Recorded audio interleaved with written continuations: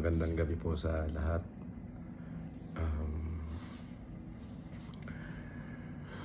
Kalalaya ko lang po pansamantala. Maraming salamat po dun sa mga taong nagmalasakit at tumulong sa akin. Maraming salamat po dun sa mga taong patuloy pong sumusuporta sa akin. Maraming salamat po sa inyo.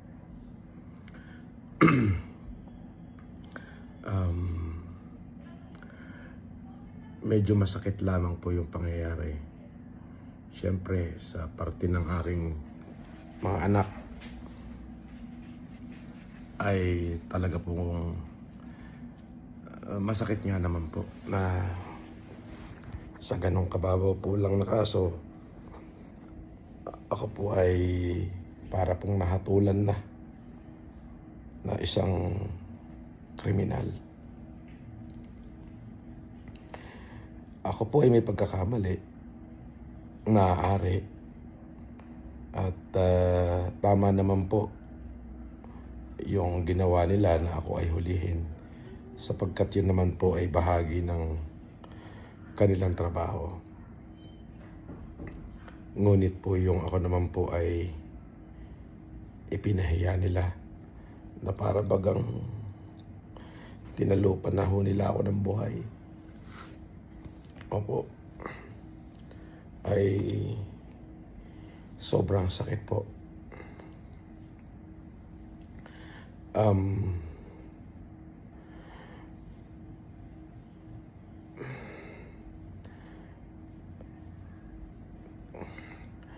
Para ho doon sa mga kapulisan, hindi na po ako magkakaso sa inyo. Pinagpapasa Diyos ko na lang ho. Maaaring kayo po ay sumusunod lamang. At dun sa PNP, kung ako po ay nakagawa ng pagkakamali dahil po dyan sa kumalat na litrato ng pagsusuot ng kung saan ako po ay nakasuot ng police uniform, humingi rin ho ako ng kapatawaran sa inyo kung sa tingin nyo po ay kalabisan at kawalang paggalang yung aking nagawa.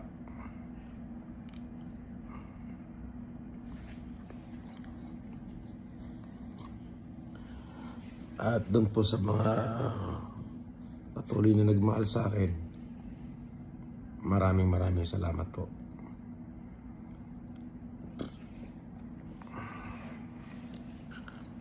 At humihingi ho ako ng tawad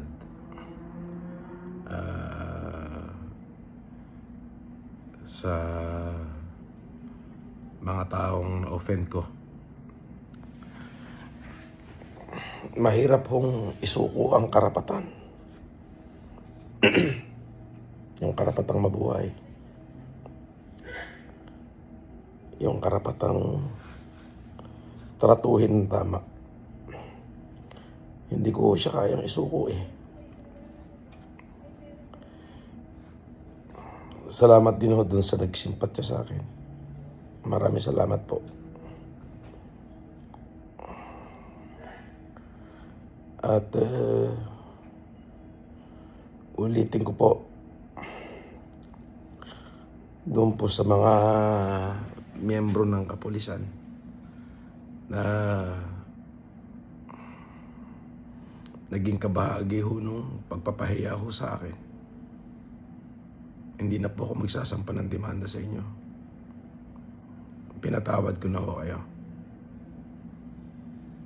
At sa PNP po, kung kayo po ay sa tingin nyo nakalabisan ho yung aking ginawa doon sa nakumakalat na pagsusuot ko ng uniforme, patawarin nyo ho ako.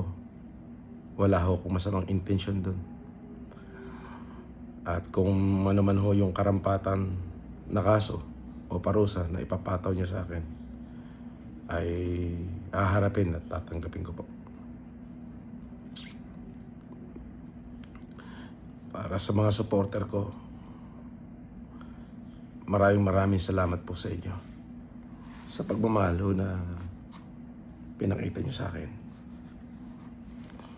Ako muna ho ay magpapahinga muna at talaga hong sobrang napagod po yung aking katawan. At hindi ko ho maipaliwanag yung nararamdaman kong kapaguran. Salamat po sa pagmamahal at pagsuporta.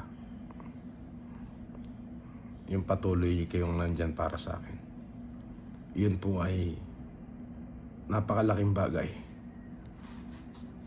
Yun lamang po. At maraming salamat po. Magandang gabi po sa inyo.